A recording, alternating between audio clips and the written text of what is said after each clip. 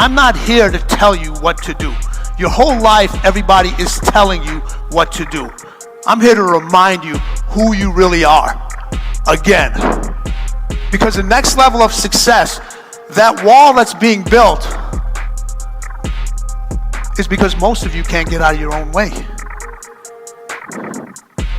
Most of you can't get out of your own way.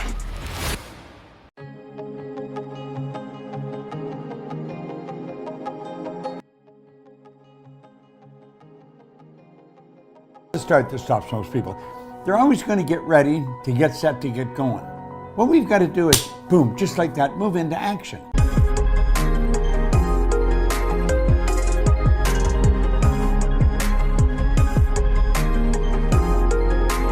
Don't hate your competitors.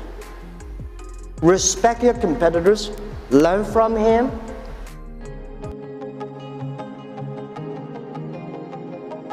And every time you remember your dream, every time you say, Lord, thank you for bringing it to pass, you're removing some dirt.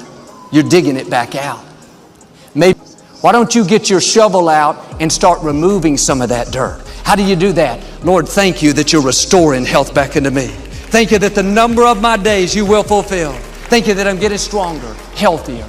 If you'll keep talking, thinking like that, that dream that's been buried is going to come back to life. This is what allows God to do great things. God is moved by our faith. He's not moved by our discouragement, by our complaining, by our self-pity. Joel, I'm never going to meet the right person. I've been hurt too many times. You're remembering the wrong thing. As long as you remember the hurt, you're going to get stuck.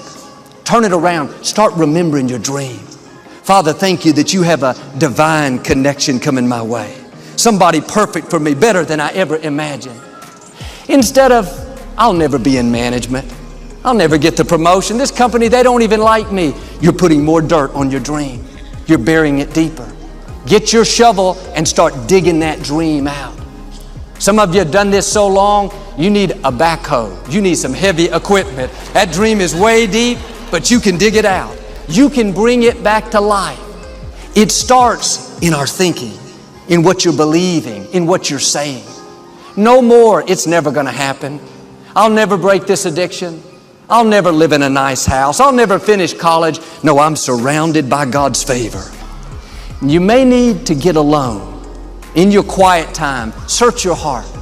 Say, God, anything I've pushed down, anything I've given up on, show me what it is. God, don't let me die with any dreams still buried on the inside. This is what Caleb did. He and his friend Joshua went and spied out the promised land. They came back and told Moses, we are well able to take the land. Let us go in at once. But the other 10 spies came back and said just the opposite. At 85, he went out and conquered the mountain, saw the dream come to pass. Have you allowed any dreams to get buried in you? At one time, you believed you could do something great. You believed you could lead the company in sales. You believed you could break that addiction. But it's been a long time. Had some bad breaks. Wasn't all your fault.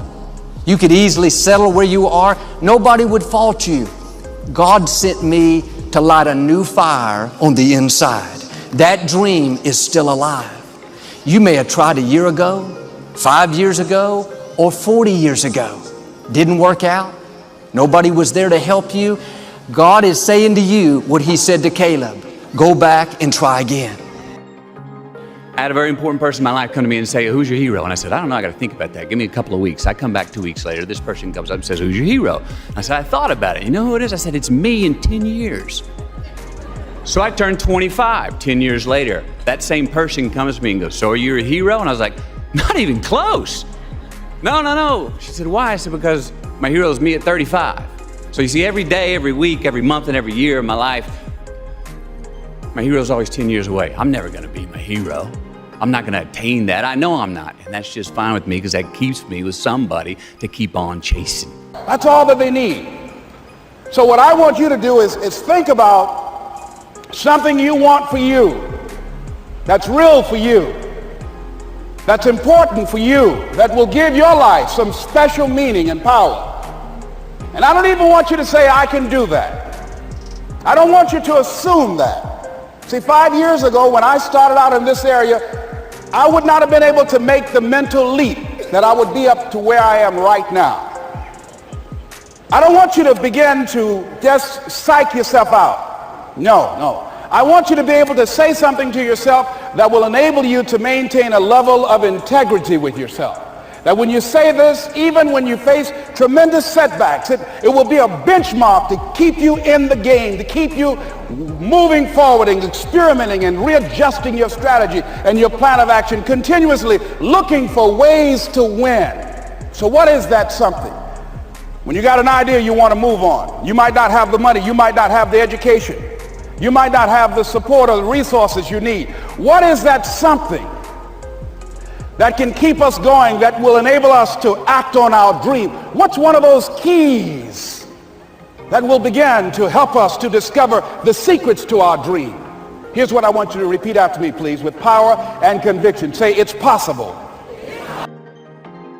That's the thing. Success and failure are generally slow processes. Either slowly building things up or gradually tearing them down. And that's why I say you've got to pay attention. You have to watch. You have to watch every single second.